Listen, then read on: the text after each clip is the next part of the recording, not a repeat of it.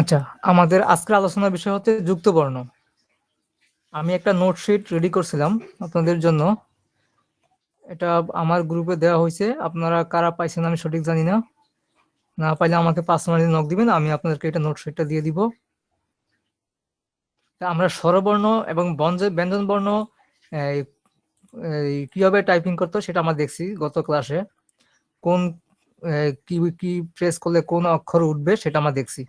হ্যাঁ, এবং আমি ব্যঞ্জনবর্ণ যুক্তবর্ণ কয়েকটা দেখাইছিলাম। উদাহরণস্বরূপ কয়েকটা যুক্তবর্ণ দেখানো হয়েছে। আর আমার এই শীটের মধ্যে বেশ কিছু যুক্তবর্ণ দেওয়া আছে এখানে। অনেকগুলো আছে এবং উদাহরণ দেওয়া আছে। আপনার যুক্ত মানে একটা, দুইটা অক্ষর, তিনটা অক্ষর মিলে যুক্তবর্ণ তৈরি হয়। সেটা কি মানে যেমন যে এখানে বৈকার জ দুইটা আছে, ব আছে।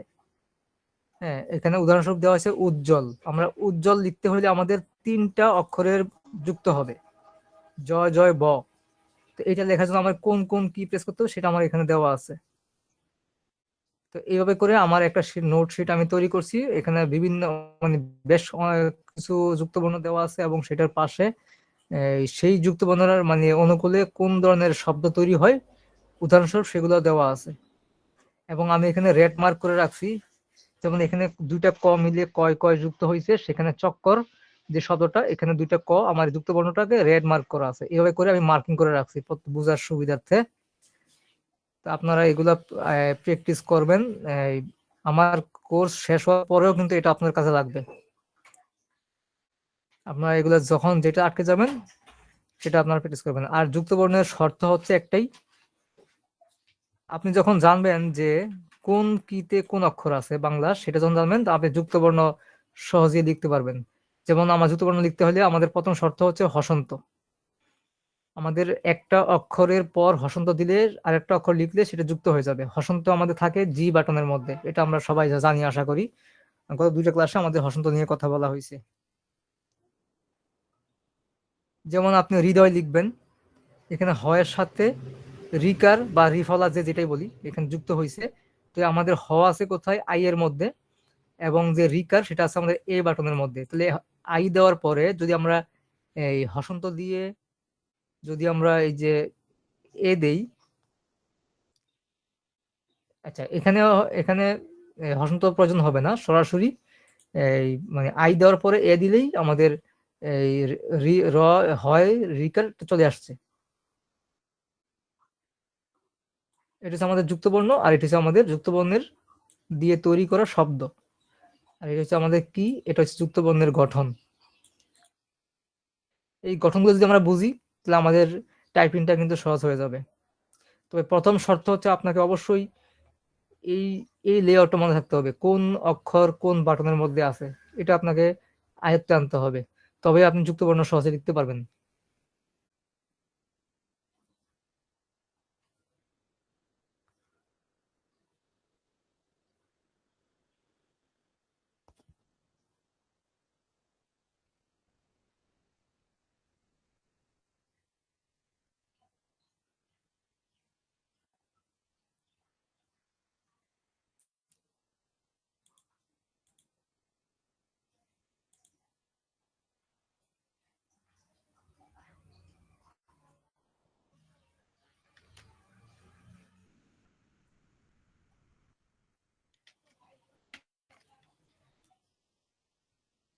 আর টাইপিং করার জন্য আমরা বাংলার জন্য ছোটনি এমনি ফন্ট যেহেতু সবসময় ব্যবহার করি, আপনি এই ফন্টের একটি শর্টকাট তৈরি করে রাখতে পারেন। যেমন আমি এখানে একটা শর্টকাট তৈরি করে রাখছি। আমি যদি কিবোর্ড থেকে আমার এখানে এখানে দেওয়া আছে বর্তমানে টাইমস নিউ রোমান, এটা হচ্ছে ইংরেজির জন্য ফন্ট। আমি যদি এখানে কিবোর্ড শর্টকাটের মাধ্যমে আমি যে এই ছোটনি আমি যে ফন্ট আনতে চাই বাংলা লেখার জন্য, তাহলে আমার কিবোর্ড থেকে আমি যদি অল্ট বি প্রেস করি আমার কিন্তু ফন্টটা চলে আসছে। আর এটা কিন্তু আপনি কিবোর্ড শর্টকাট তৈরি করে নিতে হবে, এটা বাই ডিফল্ট থাকবে না। এটা দুইভাবে করা যায়, আপনার কাস্টমাইজ রিবন থেকে করতে পারবেন, অথবা আপনার এখানে ম্যাক্রো আছে, এই ম্যাক্রোতে গিয়ে আপনি ম্যাক্রো রেকর্ড করে করতে পারবেন। যেমন আমার এখানে এখানে এরিয়াল একটা ফন্ট দেওয়া আছে বাংলা, এটা হচ্ছে ছোটনিয়াম যে, তারপরে ইংলিশ দেওয়া আছে, ইংলিশ এটা আসছে হয়তো টাইমস নিউ রোমান, তারপরে একটা আছে কালপুরুষ। এই তিনটা ফন্ট, এখানে চারটা ফন্ট দেওয়া আছে। এভাবে চাইলে আপনি আপনার মতো করে ফন্ট এখানে অ্যাড করতে পারবেন কিবোর্ড শর্টকাটের মাধ্যমে। আর যদি আপনি রিবন বার থেকে করতে চান,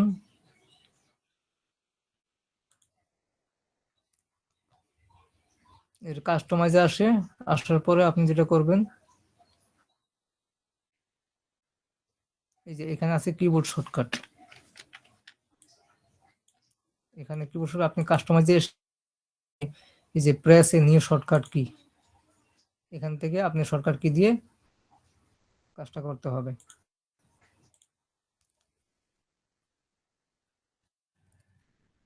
আমি এখানে আমার বিজয় 52, আচ্ছা আমি এটাকে উপরে নিয়ে যাই তাহলে বুঝতে সহজ হবে। এখানে আমার বিজয় ক্লাসিক অ্যাক্টিভ করা আছে এবং ফন্ট সরনেম দেওয়া আছে।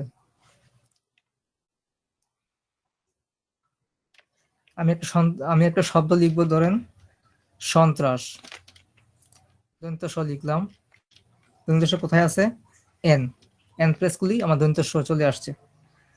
এখন দন্ত 9 ত রফলা, এখানে কিন্তু তিনটা মানে দুইটা বর্ণ এবং একটা কিন্তু এটা কি কার চিহ্ন, এটা হচ্ছে ব্যঞ্জন চিহ্ন আসছে রফলা, ঠিক আছে। দন্ত ন লিখলাম, আমার দিতে হবে হসন্ত, হসন্ত দিলাম, তারপর কি আসছে, ত দিলাম। এখন আপনি একটা জিনিস খেয়াল করেন, আমি দন্ত ন হসন্ত ত দেওয়ার সাথে সাথে কিন্তু নয় ত যুক্ত হয়ে গেছে। এখন ধরেন আমি কি করব, দন্ত ন হসন্ত দিয়া আমি একটা স্পেস দিব, কোনো কারণে আমার একটা স্পেস পড়ে গেছে, ধরেন স্পেস পড়ে গেল। এখন স্পেস দেওয়ার পরে মনে হলো যে আমার এখানে তো দন্ত নর সাথে ত দিতে হবে, আমি কি করলাম, ব্যাক স্পেস দিয়ে আমি পিছনে ফিরে আসলাম। এখন যদি আমি ত দিই, এখন কিন্তু আমার যুক্ত হবে না। আমাদের এটা আপনার ইউনিকোডের ক্ষেত্রে কিন্তু যুক্ত হয়ে যাবে। যখন আপনি ইউনিকোডে টাইপ করবেন, এই যে ইউনিকোডে যদি করি তাহলে কিন্তু হয়ে যাবে। আমি এখানে একটা ইউনিকোড ফন্ট নিয়ে নিই,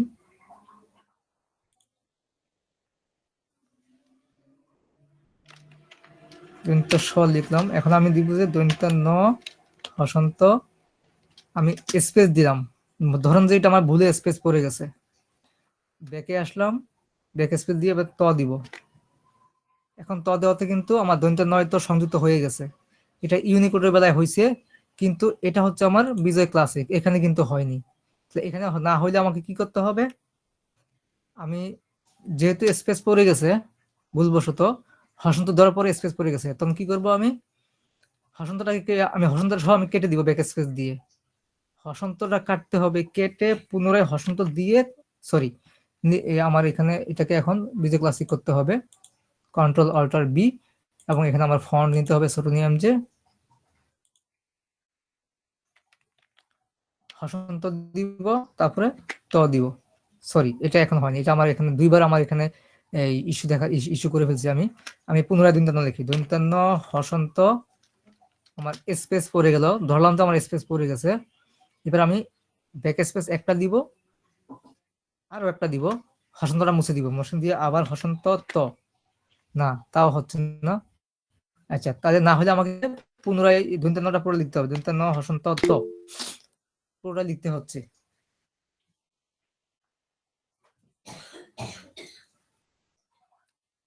তাহলে আমাদের যেটা করতে হবে, যদি ভুলবশত স্পেস পড়ে যায় যুক্ত বর্ণ লেখার সময়, তাহলে ওই যুক্ত বর্ণটা আমার শুরু থেকে আবার লিখতে হবে।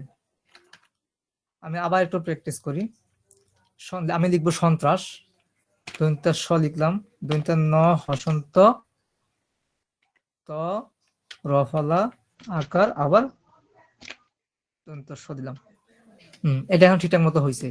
কিন্তু আমি যখন ধরুন আমার ভুল যখন হবে, দন্ত স ন হসন্ত স্পেস পড়ে গেল, ভুলে স্পেস পড়ে গেল, আমি এখন কি করতে হবে, আমাকে হসন্তটাও ডিলিট করে মানে মুছতে হবে, দন্তান্নটাও মুছতে হবে, পুনরায় আবার দন্তান্ন হসন্ত ত, এরপর আমি দিব রফলা। আর আমরা জানি যে তর পর রফলা দিলে দেখতে এটা এর মতো হয়ে যায়, এ কিন্তু উপরে মাত্রা আছে, আপনার স্বরবর্ণ এর উপরে কিন্তু মাত্রা হয় না, যখনই মাত্রা হবে সেটা হয়ে যাবে তয় রফলা হয়ে যাবে। আমরা সরাসরি এ লিখি এরকম।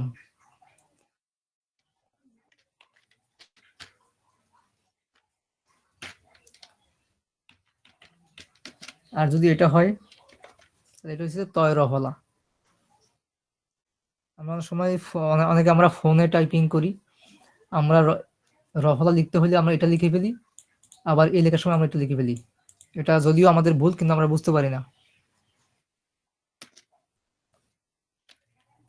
তাহলে আমাদের যখন যুক্ত বর্ণ লেখার ক্ষেত্রে যখন আমরা লেখার অর্ধেকে যখন স্পেস পড়ে যাবে, আমাদের পুরো বর্ণটা মুছে ফেলতে হবে। আমি লিখবো শক্তি। এখন তালিবর্ষ লিখলাম, রস্বইকার দিলাম। এখন আমি ক হসন্ত ত না দিয়ে ধরেন স্পেস পড়ে গেল, ক হসন্ত লেখার পরে স্পেস পড়ে গেছে। আমি এখন যদি ব্যাকে এসে যদি আমি ত দিই তাহলে হচ্ছে না। তবে এটাও কিন্তু আমাদের একটা এই মানে শেখার বিষয় যে কিছু কিছু শব্দ আছে আমাকে হসন্তটা রাখতে হবে, কোনো বর্ণ যুক্ত হবে না কিন্তু যুক্ত বর্ণের মতো উচ্চারণ হয়, সেক্ষেত্রে আমাদের এই কাজটা করবো। যেমন আমি লিখবো যে বিসমিল্লাহ, লাহ বলার পরে হটা যে একটা টান মানে একটা বাতাস বের হয়, সেখানে কিন্তু হসন্তর উচ্চারণ মানে হসন্তটা বসবে। সরি, আমার এখানে কালপুরুষ ফন্ট দেওয়া আছে, সেই জন্য এটা আমার উল্টাপাল্টা আসছে।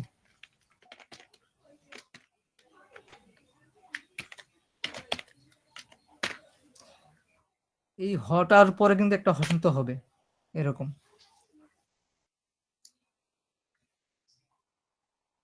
আবার শব্দের মাঝখানে যদি হসন্ত হয়, যেমন যদি এই দন্তেশ্বর নিচে হসন্ত হয়, তাহলে কি করতে হবে?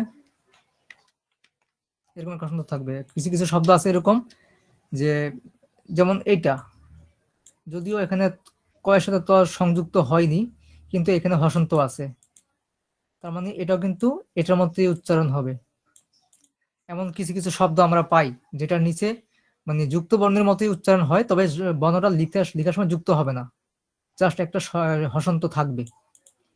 ওই সব শব্দর ক্ষেত্রে আমরা কি করব, এই কম্পিউটার লিখতে গেলে যদি আমরা যুক্ত হয়ে যায়, আমরা যুক্ত না করার জন্য আমরা এইভাবে লিখে দিব।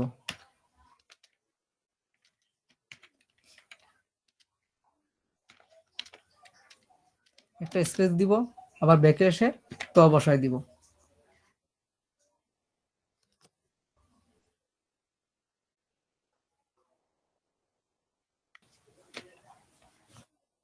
যে এটা হচ্ছে আপনার এন্টার বাটন। এই এন্টার বাটনের পাশে কিন্তু এই যে এই ধরনের একটা চিহ্ন চিহ্ন আছে, দেখেন। এটাকে আপনি যখন শিফট প্রেস করে যখন আপনি এই এটাতে প্রেস করবেন, আপনার কিন্তু বিসর্গ আসবে। যা আমি এখানে দেখাচ্ছি, আমি এটা দিয়ে দেখাই। ধরুন আমার এটা হচ্ছে শিফট, এটা শিফট এবং আমি এটা চাপবো। আচ্ছা, এখানে আমার ইংলিশ আছে, এটা আমার বিজে ক্লাসিক করে নিতে হবে। তাহলে কি করবো, শিফট চেপে আমি এইটাতে প্রেস করবো, তাহলে আমার বিসর্গ চলে আসছে। ঠিক আছে,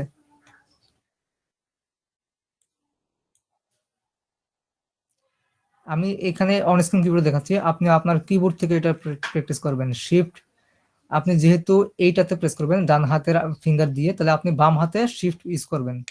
বাম হাতের শিফট ইউজ করার পরে আপনি ডান হাতের ফিঙ্গার দিয়ে আপনি এটাকে কভার করবেন। এই আপনার বিসর্গ চলে আসবে। আর এই চিহ্নটা এখানে যে থাকবে তা না, আপনার অনেক সময় দেখা যায় অনেক কিবোর্ডে এই এন্টার বাটনটা উপর নিচে একটু বড় থাকে এবং এটার পাশে থাকবে, এটা এই দিকে থাকবে হয়তো। এটা এক একটা কিবোর্ডে এক এক জায়গায় থাকতে পারে। তবে আপনি যেখানে থাকুক, এই আপনি এই যে স্ল্যাশ চিহ্নটাকে খেয়াল করবেন, বা অবলিক যেটাই বলি আমরা, হ্যাঁ, এটা খেয়াল করবেন, এটার মধ্যেই কিন্তু আছে।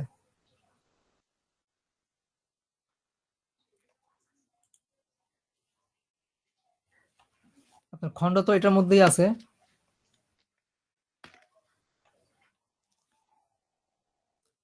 আপনি এটা এটা এটা যখন প্রেস করছেন তখন কি করছেন, শিফট শিফট চেপে করার জন্য বিসর্গ আসছে। আর যদি আপনি সরাসরি এটা প্রেস করেন, খণ্ড তো চলে আসবে। এটার জন্য কোনো শিফট বাটন প্রেস করতে হবে না, শিফট বা কন্ট্রোল কোনো কিছু লাগবে না, সরাসরি এটাতে প্রেস করবেন খণ্ড তো। ঠিক আছে, তবে এইদিকে আপনার বিজয় ক্লাসিক একটি একটি থাকতে হবে, এবং এখানে ফন্ট আনসি ফন্ট, সেটা সুরুং এমজে হতে পারে, অন্য অন্য এমজেও হতে পারে। হ্যাঁ, তখন আপনি জাস্ট এটাতে প্রেস করবেন, খণ্ডতা চলে আসবে। বিসর্গ এবং খণ্ডত একই বাটনের মধ্যে, এই যে এই বাটনটা, বিসর্গ হচ্ছে উপরে, তো উপরের জন্য আপনাকে শিফট প্রেস করতে হবে। আপনি যখন শিফট চেপে ধরে রেখে যখন আপনি এটাতে প্রেস করবেন, বিসর্গ চলে আসবে। ঠিক আছে, শিফট তারপরে এই চিহ্নটা বিসর্গ। আর শিফট ইউজ না করে সরাসরি যদি এটাতে আমরা প্রেস করি, তাহলে খণ্ডতা চলে আসছে।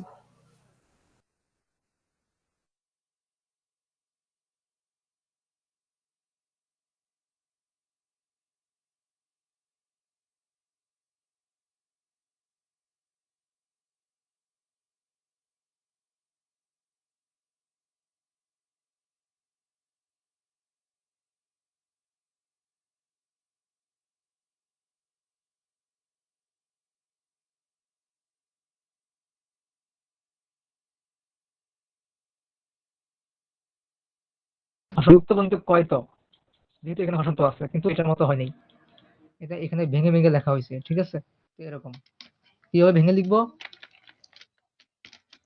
হসন্ত দিয়ে আমি যদি ত দিই, এটা কিন্তু যুক্ত হয়ে যাবে।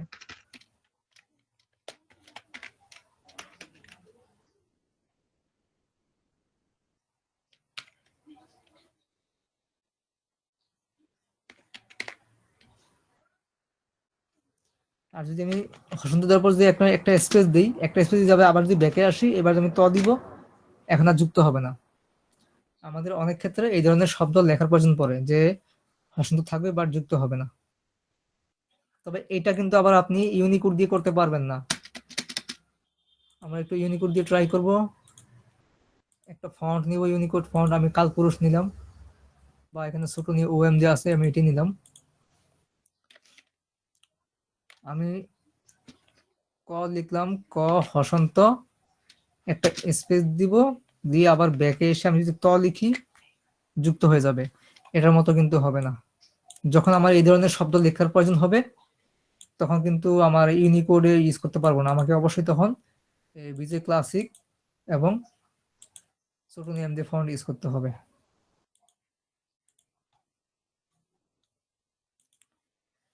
আচ্ছা, আমরা আরো কিছু যুক্ত বর্ণ দেখি।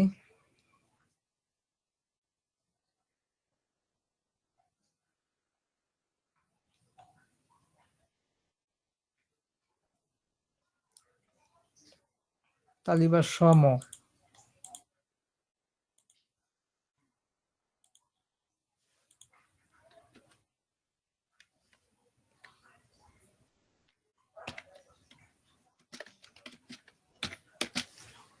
এই দুইটা বর্ণ আমাদের একই মানে একই বাটনে আছে, এম বাটনে।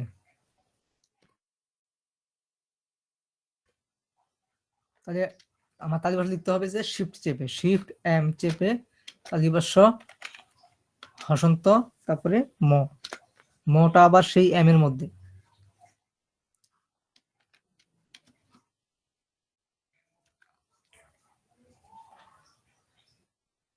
তারপরে একটা শব্দ আছে এরকম দ জ, দ দ, এই দ যোগ এই দ, লিখতে হবে কিরকম, এটা আছে এল এর মধ্যে, দুইটা এল এর মধ্যে। প্রথমে এল দিলাম, তারপরে হসন্ত, হসন্ত মানে জি চাপতে হবে, জি প্রেস করলে আমার হসন্ত আসছে। আবার এবার শিফট চেপে আবার এল,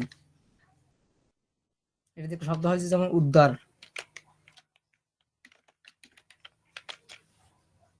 এরকম। আবার একটা শব্দ লেখা আছে মহাত্তন,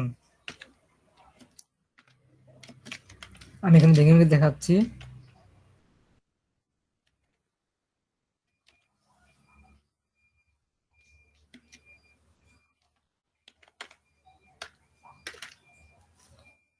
তাহলে এটা লিখতে হলে কি করতে হয় আমার, তয় ম যদি লিখতে হয়, তো আছে কোথায় কে, আমি অন স্ক্রিন কিবোর্ড দিয়ে দেখাই একটু।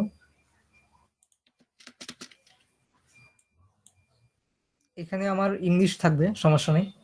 আমার এদিকে বাংলার সেট করা আছে, বিজয় ক্লাসিক প্লাস ছোট নিয়ম জি। তাহলে তো আছে কোথায়, এই যে কে এর মধ্যে, তো তবে এটা কি হসন্ত, হসন্ত এখানে জি এর মধ্যে, এবং এখানে হচ্ছে ম।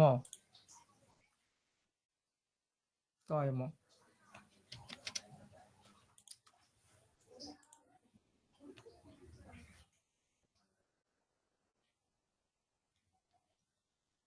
আচ্ছা, এই শব্দটা আমি, এই যুক্তটা কখনো আমি দেখি নাই, কখনো সময় ইউজ করা হয়নি। কয়ম, এখানে শব্দ আছে রুক্মিণী। রুক্মিণী শব্দটার অর্থ আমি নিজে জানি না, রুক্মিণী এটা কি শব্দ? কয়ম, কয়ম কিভাবে হয়?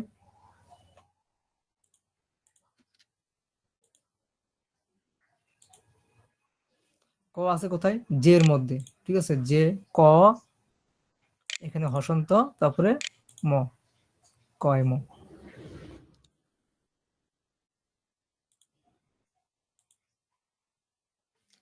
তারপরে এগুলো আশা করি পারবেন, এই যে মদিনার শয় প, মদিনার শয় ট, মদিনার শয় ঠ, হ্যাঁ, এগুলো পারবেন আশা করি, এগুলো দেখে নিবেন।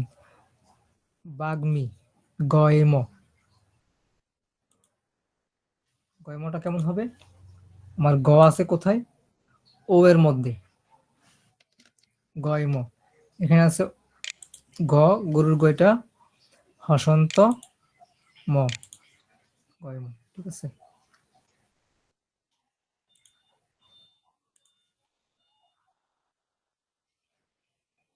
তারপর আছে নিয়চ, চঞ্চল, চঞ্চল অঞ্চল, নিয়চ, নিয় আছে কোথায়? এই আই এর মধ্যে, তবে শিফট চেপে নিতে হবে, কারণ নিয়টা হচ্ছে উপরের বর্ণ। এই যে আই, আমি শিফট চেপে যখন আমি আই এ প্রেস করব, নিয় আসছে, শিফট চেপে আই, তারপরে আমার দিতে হবে হসন্ত, এই হসন্ত দিলাম। তারপরে চ আছে কোথায়? এই ওয়াই এর মধ্যে, চ, তাহলে কি হলো? নিয়, নিয় বা ইয়, আমরা বর্তমানে কিন্তু ইয় পড়াই, ঠিক আছে, আমরা ছোটবেলা নিয় পড়ছি। যাক, যেটাই হোক, এটা আপনারা বুঝে নিবেন।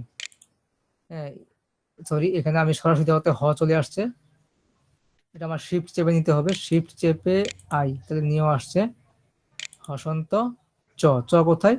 ওয়াই এর মধ্যে, আমি যদি শিফট দিই তাহলে কিন্তু ছ চলে আসবে, চ, নিয় চ। এবার এখানে একটা অ বসা দিই আমি, অ কোথায়? এফ, সরি, শিফট এফ হবে, এটা এফ এর তোর মানে আকার, শিফট চেপে এফ। এখানে ল, ল কোথায়? বি এর মধ্যে, এখানে কিন্তু দুইটা, একটা র, একটা ল, তাহলে আমার র হচ্ছে সরাসরি বি তে র, আর শিফট চেপে বি দিলে ল, অঞ্চল। ঠিক একইভাবে চঞ্চল লিখতে হলে তাহলে কি হবে? এখানে চ আছে, শিফট চেপে আই, হসন্ত, ল কি হবে? শিফট চেপে বি, সরি আমি এটা না, এখানে তো আমি হসন্ত হবে না, শিফট চেপে বি, এই চঞ্চল।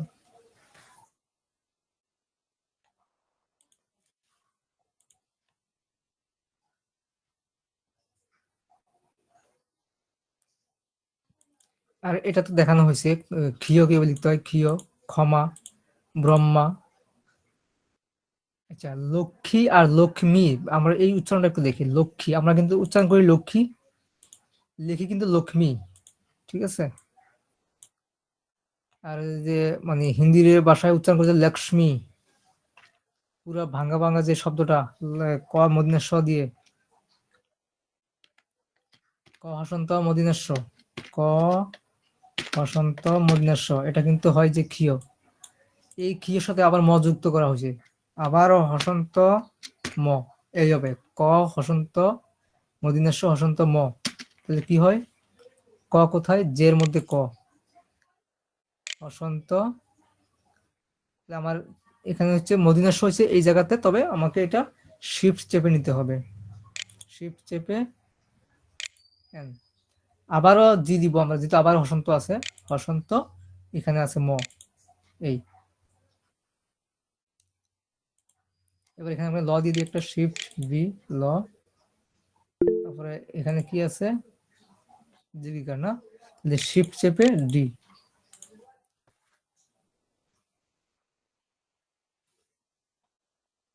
শিফট চেপে ডি কেন? কারণ শুধুমাত্র ডি দিলে কিন্তু রস্বইকার, এই যে শুধু ডি দিলে রস্বইকার, আর যদি আমি শিফট চেপে ডি দেই দীর্ঘইকার, ঠিক আছে।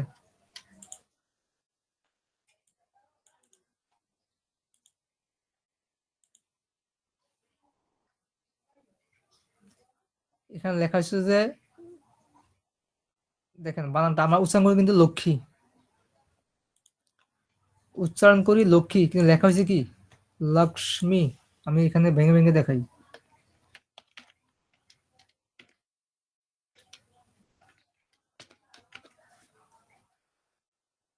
দেখেন লেখা হয়েছে কিন্তু এটা লক্ষ্মী, আর উচ্চারণ করি লক্ষ্মী, কিন্তু আমার মটা উচ্চারণ করি না, উচ্চারণটা হয় এরকম। কিন্তু এটা যদি আমরা লিখি এটা বানান ভুল হবে, উচ্চারণ কিন্তু এটাই লক্ষ্মী, কিন্তু লেখা হয় এটা খিয়ের সাথে আবার ম সংযুক্ত, আর মূল শব্দ হচ্ছে এটা। এটা যদি আপনি যদি ইংলিশ লিখতে চান তাহলে লেখাটা এরকম হবে,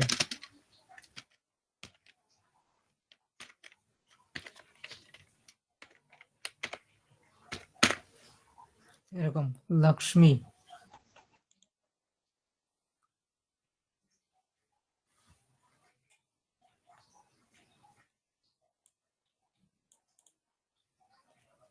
উচ্চারণ হচ্ছে এটা আর লেখা হচ্ছে এটা। যদি আমরা এটা না লিখে যদি এটা লিখে দিই, বানান ভুল, উচ্চারণ ঠিকই আছে কিন্তু বানান ভুল।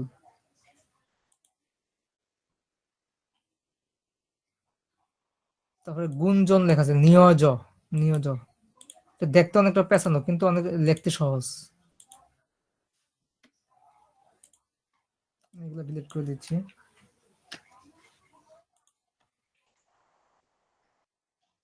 নিয়ে কোথায় আছে, আই এর মধ্যে, শুধু আই দিলে হ আসবে। সরি আমার এখানে কিবোর্ড চেঞ্জ করতে হবে, এই বিজয় ক্লাসিক দিতে হবে। শুধুমাত্র আই প্রেস করলে কি আসছে, হ আসছে, আর যে আমি শিফট আই প্রেস করি নিয় আসছে। ঠিক আছে, নিয় বা ইয় যেটাই বলি।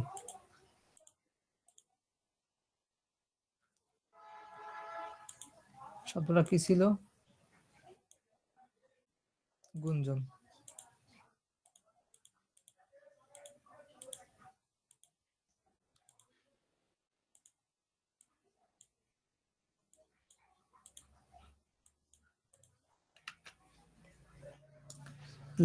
গুঞ্জন লিখতে সময় আমি যে গ দিলাম রস্যকার, নিয় লিখতে হলে আমাকে শিফট চেপে আই, হসন্ত।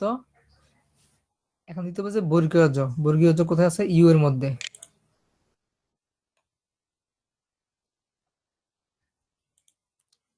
মূর্ধন্য ন, দন্ত ন, দন্ত ন লিখছি।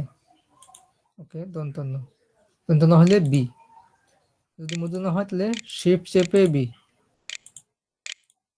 গুঞ্জন। এখন এই যে গ রস্যকার গু, আপনি এটা খেয়াল করেন, আপনাকে যদি লিখতে হয় যে এরকম লিখতে হয় যে সরাসরি,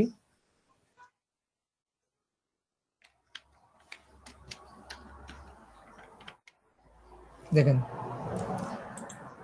পার্থক্যটা দেখেন, এটাও কিন্তু গয় রস্যকার গু, এটাও কিন্তু গয় রস্যকার গু। এখন আপনি যখন সাধারণত যখন টাইপ করবেন সরাসরি ও এস, ও মানে কি গ, ও এস, এসে আছে রস্যকার, কি আসছে, এটা গ রস্যকার গু, কিন্তু এটা এবার রাউন্ড আসছে। ঠিক আছে, এখন আপনাকে বলা হলো যে না না এটা হবে না, আপনি এটা লিখেন। ঠিক আছে, এটা বাদ, আপনি লিখতে হবে যে এটা।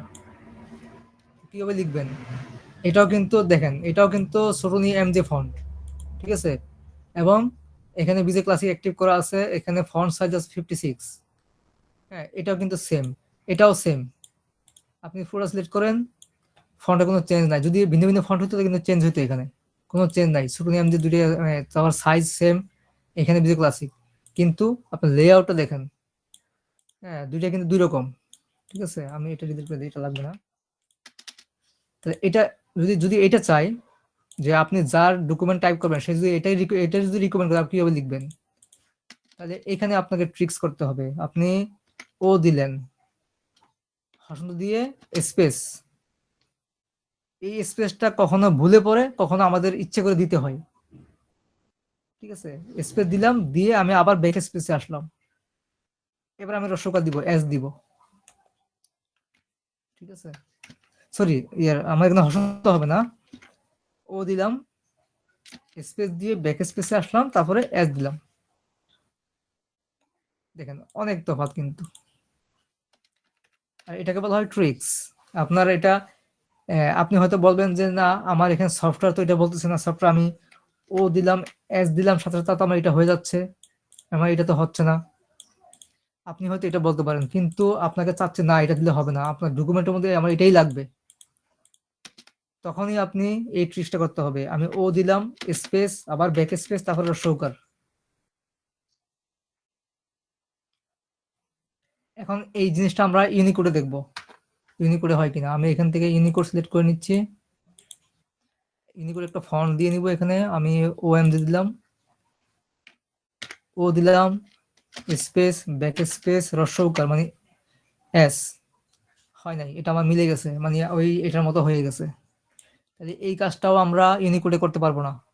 আর ঠিক এই কারণেই আপনার এই ডকুমেন্ট টাইপিং মানে কম্পিউটার কম্পোজ যেসব দোকানগুলো আছে 99.99% বিজে ক্লাসিক ইউজ করা হয় এবং সোটোনিয়াম যে ফন্ট ইউজ করা হয়, ইউনিকোড ইউজ করাই হয় না। ইউনিকোড শুধুমাত্র অনলাইন মানে কোনো ওয়েবসাইটে বা কোনো কিছু লেখালেখির ক্ষেত্রে, সোশ্যাল মিডিয়া লেখালেখির ক্ষেত্রে শুধুমাত্র ইউনিকোডটা টাইপিং করা হয়। কোনো প্রকার ডকুমেন্ট টাইপিংটা ইউনিকোড দিয়ে হয় না। আর খুব কম সংখ্যক ক্ষেত্রে সরকারি কোনো ডকুমেন্ট, বিশেষ কোনো ডকুমেন্ট লেখার ক্ষেত্রে তখন সেটা নির্দেশনা দেওয়া হবে যে ইউনিকোডে এটা এই একটু নির্দিষ্ট একটা ফন্ট দিয়ে দিবে, সেটা হতে পারে কালপুরুষ বা হতে পারে নিকোষ। বেশিরভাগ ক্ষেত্রে নিকোষ দেওয়া হয় যে নিকোষ ফন্টে টাইপ করে দিতে হবে। এটা এই বিশেষ ক্ষেত্রে ইনস্ট্রাকশন দিয়ে দিবে। ইনস্ট্রাকশন যখন না দিবে তখন আপনাকে আর এই সবের মানে ইউনিকোডে প্যারা যাওয়ার কোনো মানে হয় না। আপনি অবশ্যই বিজে ক্লাসিকে টাইপিং করবেন।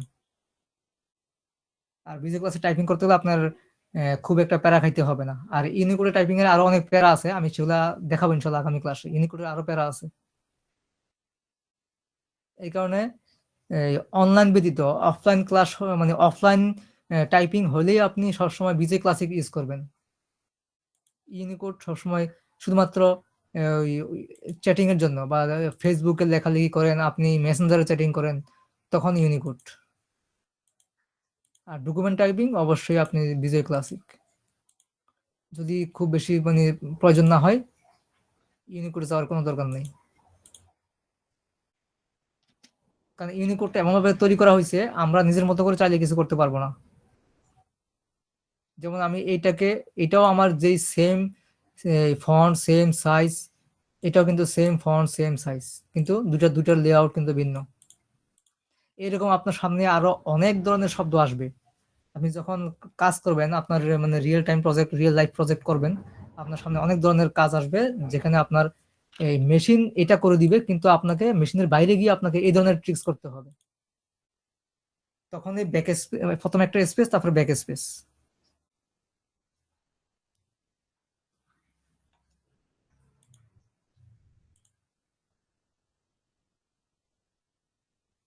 তারপর আর কঠিন কি শব্দ আছে?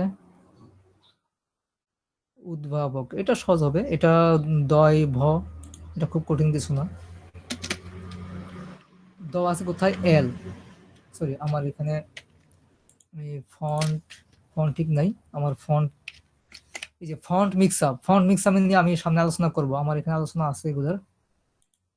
যুক্ত বর্ণ শেষে আমরা এরপরে যে আলোচনা হবে আমাদের কমন মিস্টেক, আমরা টাইপিং করতে গিয়ে কি ধরনের মিস্টেক হয় সেগুলো নিয়ে আমরা আলোচনা করব।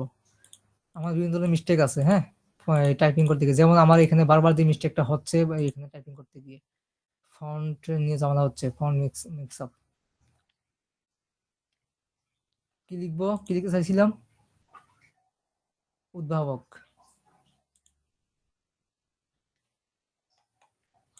দয়ব, দয়ব, দ কোথায়?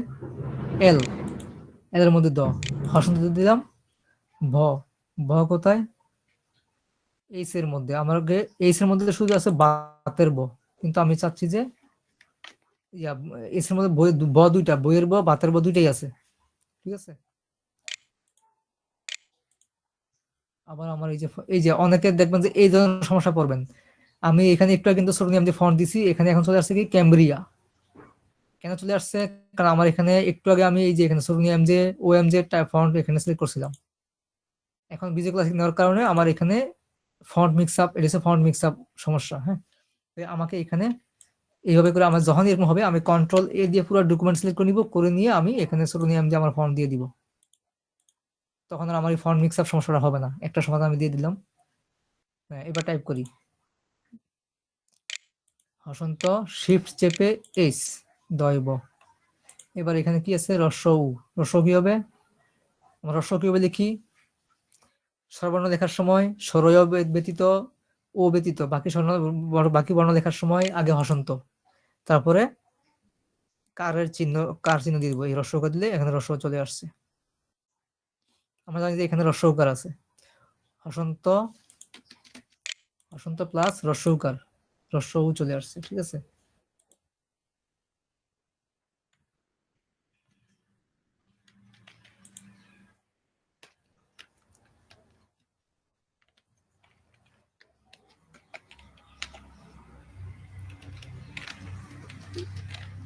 এটা নিয়ে এটা এটা লেখা ছিল উদ্ভাবক। ও আচ্ছা, উদ্ভাবক ছিল।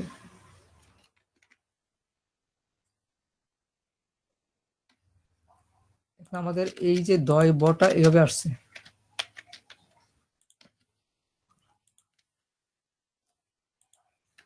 এখন এটাকে একটু ভিন্ন করে যদি লিখতে চাই, দ হসন্ত স্পেস আবার ব্যাক স্পেস দিয়ে ব, স্পেস দিয়ে ব্যাক স্পেসে আসলাম।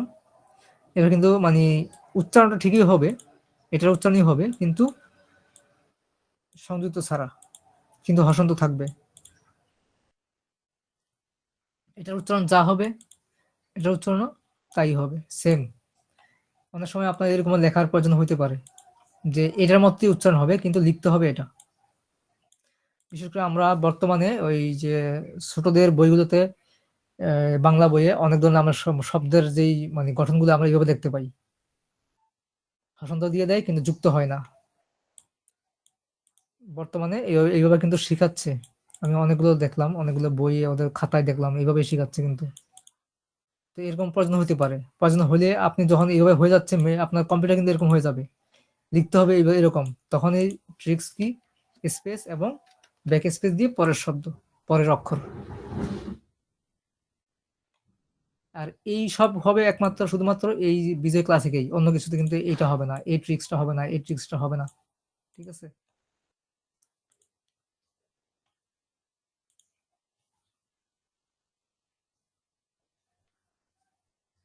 আচ্ছা মুগ্ধ, মুগ্ধর একটু দেখি আমরা, মুগ্ধ, আমি মরশুকা মু দেখলাম, এটা কিন্তু গয় দ হয়েছে, গয় ধ দ। আমি যদি এখন এইভাবে লিখি,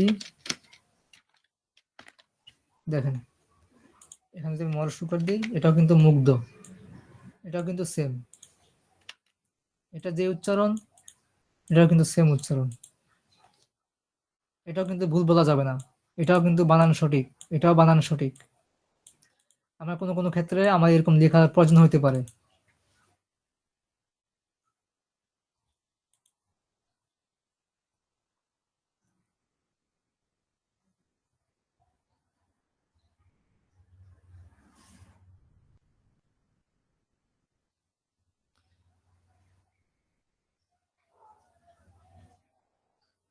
উজ্জ্বল, এখানে তিনটা অক্ষর নিয়ে যুক্ত বর্ণ, জয় জয় ব,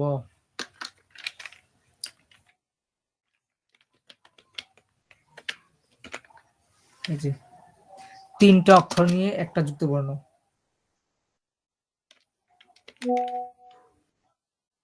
তাহলে ইউ বর্গার জ আছে, আবার জি দিলাম হসন্ত, আবার বর্গার জ, আবার হসন্ত, তারপরে ব। এবার আমি ল লিখে দিলাম, উজ্জ্বল।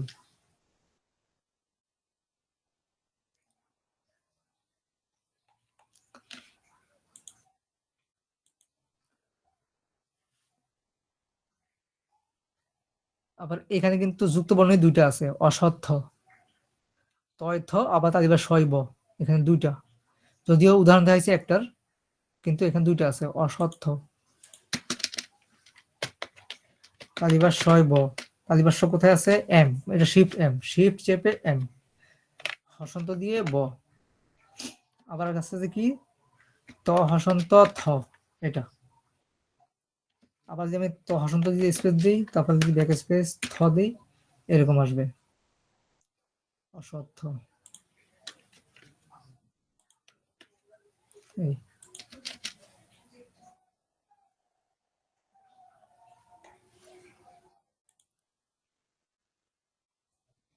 উচ্ছ্বাস, এখানেও 3টে অক্ষর মিলে একটা যুক্তবর্ণ, উচ্ছ্বাস, ছয় ছয় ব,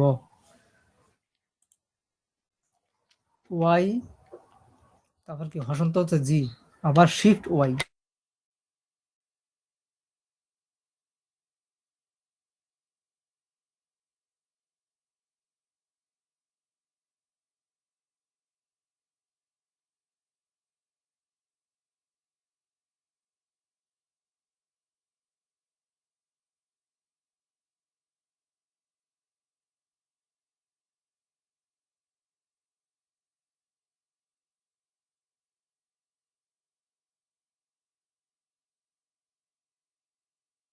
ছ, আবার আয়ত্তে আনতে হবে কোন কিতে আমাদের বাংলায় কোন বর্ণ দেওয়া আছে, এটি আমাদের আয়ত্তে আনতে হবে। এটা আয়ত্তে আনলেই আমাদের যুক্ত বর্ণ লেখার ক্ষেত্রে খুব একটা প্যারা খাইতে হবে না। আর এটা হচ্ছে আমাদের যুক্ত বর্ণের গঠন, এটা গঠন। এগুলা আপনাকে টাইপিং করতে গিয়ে বা পড়তে গিয়ে মনে হবে যে আমরা এখন আবার বাল্য শিক্ষায় ফিরে গেছি, আমরা আবার বাল্য শিক্ষায় আসছি ফিরে, এরকম মনে হইতে পারে, নতুন করে আমরা আবার শিখতেছি।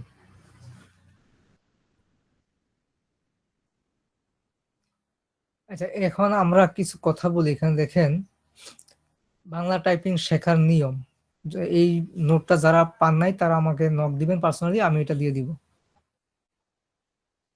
হ্যাঁ, অধিকাংশ লোক ভিজুয়াল টাইপিং এর সহজ পদ্ধতি খুঁজে থাকেন, ভাই সহজে কিভাবে টাইপিং করতে পারি, হ্যাঁ আমাকে কিছু বুদ্ধি দেন, কিছু পরামর্শ দেন কিভাবে সহজে শিখতে পারি, কিভাবে অল্প দিনে শিখতে পারি। তো ভাই অল্প দিনে শেখা সম্ভব না, আপনি যত প্র্যাকটিস করবেন ততই আপনি শিখতে পারবেন। প্রকৃতপক্ষে সহজভাবে টাইপিং শেখার কোনো নিয়ম বা পদ্ধতি নাই। বিশেষ করে বিজয় সফটওয়্যার দিয়ে বিজয় টাইপিং শিখতে হলে অবশ্যই আপনাকে ধৈর্য ধরে দীর্ঘদিন অনুশীলন করতে হবে, সময় নিতে হবে, যে আজকে এতটুকু শিখবো, কালকে এতটুকু শিখবো, আজকে এই বইয়ের একটা পাতা লিখবো, কালকে বইয়ের 5টা পাতা লিখবো, হ্যাঁ এইভাবে। আর আপনাকে অবশ্যই টাইপিং প্র্যাকটিস করতে হবে, আপনি কিবোর্ডে না তাকিয়ে প্র্যাকটিস করতে হবে। হ্যাঁ, আপনি যদি কিবোর্ডে তাকান আপনার ওই মানে সঠিক প্র্যাকটিসটা হবে না। আপনি প্রথমে ফিঙ্গার প্লেসিংটা ঠিক করতে হবে, দুই একটা তাকাইতে পারেন, দুই একটা তাকায় আপনি জাস্ট ফিঙ্গারটা ঠিক মতো বসাইতে পারেন। এক্ষেত্রে কেউ আপনাকে কোনো ধরনের শর্টকাট নিয়ম শিখিয়ে দিলেও আপনি সেই নিয়ম অনুসারে পরিপূর্ণভাবে টাইপিং শিখতে পারবেন না। আপনি ধৈর্য ধরে যত বেশি অনুশীলন করবেন তত বেশি টাইপিং শিখতে পারবেন। এখানে আমরা কিছু কৌশল আলোচনা করব যার দ্বারা আপনার টাইপিং শেখায় হেল্প হবে। হ্যাঁ, আপনি এই পরামর্শ দিয়ে শিখে যাবেন তা না, আপনার একটু হেল্প হইতে পারে। কি রকমের পরামর্শ একটু দেখি আমরা। বিজয় কিবোর্ড দিয়ে কিভাবে টাইপিং শুরু করবেন, আপনি ইংরেজি টাইপিং না জেনে প্রথমে বাংলা টাইপিং শিখতে যাবেন না, এটা আমি কিন্তু আগে বলছিলাম। আপনাকে আগে অবশ্যই ইংলিশ টাইপিং শিখতে হবে, ইংলিশ টাইপিং জানতে হবে। আপনার ইংরেজি 26টা লেটার কোনটা কোন পজিশন আছে সেই পজিশনে আপনাকে হাত পজিশনিং করতে হবে, তবে আপনি বাংলা টাইপিংটা ঠিক মতো শিখতে পারবেন। তাহলে কোনোভাবে আপনি বাংলা টাইপিং শিখতে পারবেন না। বাংলা টাইপিং শেখার পূর্বে অবশ্যই আপনি ভালোভাবে ইংরেজি টাইপিং আয়ত্ত করে নিবেন। যখন ইংরেজি টাইপিং পুরোপুরি আয়ত্ত করে নিতে নিবেন তখনই বাংলা টাইপিং আপনার জন্য সহজ হবে। ইংরেজি টাইপিং শেখা শুরু করার পূর্বে কিছু বিষয় জেনে নিতে হবে, কারণ টাইপিং এর বেসিক থিওরি না বুঝে টাইপিং করতে গেলে ঠিকমতো দক্ষতা অর্জন করা যাবে না। নিয়ম মেনে টাইপিং করলে ধীরে ধীরে আপনার টাইপিং এর গতি বৃদ্ধি পাবে। আচ্ছা দেখেন, নিয়ম প্রথমেই বলছে আমরা আগে এখানে হাত চেনাচ্ছে আমাদেরকে, বাম হাত ডান হাত, আঙ্গুল চেনাচ্ছে বৃদ্ধা আঙ্গুল, আমরা ইংলিশে এটাকে থাম বলি। তর্জনী, ইন্ডেক্স ফিঙ্গার, মধ্যমা মিডল ফিঙ্গার, অনামিকা, রিং ফিঙ্গার, কনিষ্ঠা, লিটল ফিঙ্গার। তো এই 5টা ফিঙ্গার আমাদের ঠিক রাইট সাইডেও আছে। এটা গেল চিত্র 1। কি বলছে এখানে, উপরের চিত্র হতে আমাদের আঙ্গুলের সবগুলো নাম ভালোভাবে শিখে নিন। এই বিষয়ে টাইপের সাথে সরাসরি সম্পর্কিত না হলেও টাইপ করার সময় প্রয়োজন পড়বে। আমরা টাইপ করার জন্য কিন্তু এগুলোই প্রয়োজন পড়ে, আমরা কোন ফিঙ্গার দিয়ে কোন বাটনগুলো অ্যাক্সেস করব। আরো একটা ফিঙ্গার দিয়ে দেখানো হয়েছে এখানে চিত্র 2। দেখেন আপনার এখানে থাম বা বৃদ্ধাঙ্গুল দিয়ে আমরা স্পেস বারকে অ্যাক্সেস করি। যখন আপনি বাম হাতের ফিঙ্গার দিয়ে টাইপিং করতেছেন তখন আপনি এই ডান হাতের বৃদ্ধাঙ্গুল দিয়ে স্পেস বারে প্রেস করতেছেন। আবার যখন আপনি ডান পাশের আঙ্গুল দিয়ে আপনি টাইপিং করতেছেন তখন বাম হাতের বৃদ্ধাঙ্গুল দিয়ে স্পেস প্রেস করতেছেন। এটাই হচ্ছে নিয়ম। আর আমাদের কোন ফিঙ্গারে কোন কি অ্যাক্সেস করে দেখেন। কনিষ্ঠাতে যে হোম রো ASDF, এর নিচে জেড, এর উপরে কিউ। এটা আমরা কিবোর্ডে কয়েকবার দেখলে আমাদের এইটুকু ম্যাপিং আমাদের সহজ হবে। ম্যাপিং আমরা করে নিব প্রথমে এগুলা। তারপরে এস এর নিচে কি আছে, উপরে কি আছে। নিচে এক্স, উপরে ডব্লিউ। ডি এর উপর নিচে কি আছে, উপরে কি আছে। নিচে সি, উপরে ই। আবার এই ইন্ডেক্স ফিঙ্গারের কাজ বেশি। ইন্ডেক্স ফিঙ্গার আপনার এখানে 5টা কি অ্যাক্সেস করে। ডান হাতেরও সেম থাকবে এফ এর মধ্যে, কিন্তু নিচে ভি এবং বি, উপরে আর টি, নিচে এন এম, উপরে ওয়াই ইউ, এগুলোকে অ্যাক্সেস করে। তার মানে আপনার দুই হাতের যে ইন্ডেক্স ফিঙ্গার, সে দুইটা ফিঙ্গারই কিন্তু 10টা কি অ্যাক্সেস করে ফেলতেছে।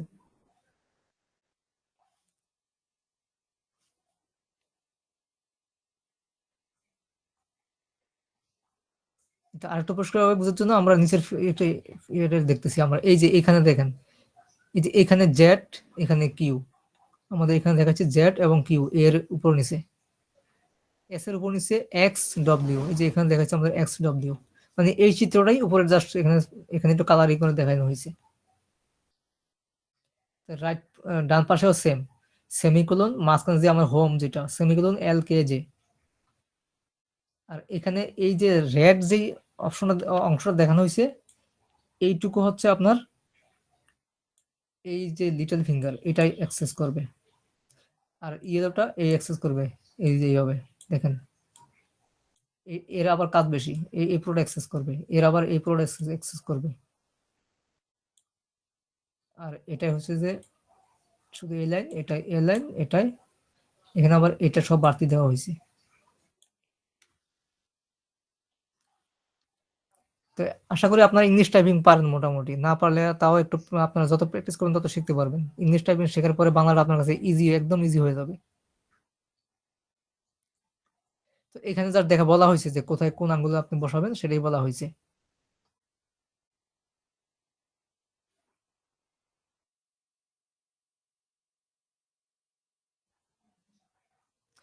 এইভাবে আপনি 7 থেকে 10 দিন প্র্যাকটিস করতে থাকুন। একটি জিনিস মনে রাখবেন, টাইপ করার ক্ষেত্রে হাত কিবোর্ডে না উঠিয়ে টাইপ করার চেষ্টা করবেন। মানে এই আপনার হাত ফিঙ্গার কিবোর্ড মানে কি মানে হোম রোতেই থাকবে। শুরুর দিকে এই কাজটা অনেক কঠিন মনে হলেও ধীরে ধীরে একদম পানির মতো সহজ হবে। আপনি এটার সাথে ইউজড হয়ে যাবেন। প্রথম দিকে অবশ্যই কঠিন মনে হবে, সবকিছু আমাদের প্রথমে খুব কঠিন মনে হয়, পরে আস্তে আস্তে আপনার কাছে সেটা খুব সহজ হয়ে যাবে। আর এখানে বসার নিয়ম দেখানো হয়েছে দেখেন, এই যে এইভাবে হেলান দিয়ে বসছে। আরো কিছু বসানোর চিত্র ছিল, এখানে হেলান দিয়ে বসা যাবে না, আবার খুব বেশি কুজো হয়েও বসা যাবে না। Straight 90 degree. আপনার থাম, থাই এবং যে বডি 90 ডিগ্রি অ্যাঙ্গেল। তারপরে আইয়ের যে অ্যাঙ্গেল দেখাচ্ছে দেখেন, পুরো স্ক্রিনটা কিভাবে কভার করতেছে, 35 ডিগ্রি অ্যাঙ্গেল। তারপরে কিবোর্ড 60 ডিগ্রি অ্যাঙ্গেল। এই নিয়মগুলো মেনে আমাদের যদি আমরা যে টাইপিং করি, এদিকে একটা অবশ্য আমাদের হেলথ বেনিফিটও আছে। আর আমাদের যেই সিট, বসার চেয়ার, আমাদের এই পাশে যদি একটা মানে কুশন টাইপ কিছু দেওয়া হয়, তাহলে আমাদের মানে বসাটা ইজি হবে। অনেক সময় হয় যে আমাদের অনেকক্ষণ বসে থাকলে আমাদের এই মানে কোমর ধরে যায়, ব্যথা এসে যায়, একটু বোরিং ফিল হয়। তো কুশন টাইপ যদি পেছনটা যদি কুশন টাইপ কোনো সিট হয়, ব্যাক সিটটা যদি কুশন টাইপ হয়, তাহলে আমাদের বসতে ইজি হবে।